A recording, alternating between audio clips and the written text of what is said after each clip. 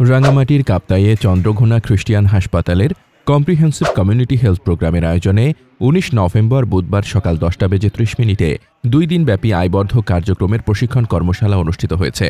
প্রশিক্ষণ কর্মশালার প্রধান অতিথি হিসেবে উপস্থিত থেকে শুভ উদ্বোধন করেন কাপ্তাই উপজেলা নির্বাহী কর্মকর্তা মোহাম্মদ রুহুল আমিন। অনুষ্ঠানে সভাপতিত্ব করেন চন্দ্রঘোনা খ্রিস্টিয়ান হাসপাতালের পরিচালক ডাক্তার প্রবীর খিয়াং।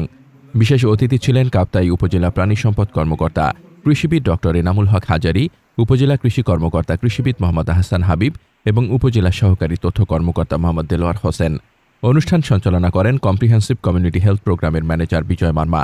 এছাড়া ৭১ টিভি কাপ্তাই প্রতিনিধি রিপন মার্মা সহ আরও অনেকে উপস্থিত ছিলেন। কর্মশালায় কাপ্তাই ও রাঙ্গুনিয়া উপজেলার বিভিন্ন ইউনিয়নের প্রান্তিক ও দরিদ্র জনগোষ্ঠী অংশগ্রহণ করেন। প্রশিক্ষণে কৃষি ও হাঁস মুরগি পালন করে কিভাবে স্বাবলম্বী হওয়া যায় তা নিয়ে বিস্তারিত আলোচনা করা হয়। এছাড়া আয়বর্ধক কার্যক্রম পরিচালনায় বিভিন্ন চ্যালেঞ্জ ও সমাধান নিয়ে প্রশিক্ষণার্থীদের সঙ্গে কার্যকরী পরামর্শ বিনিময় করা হয়।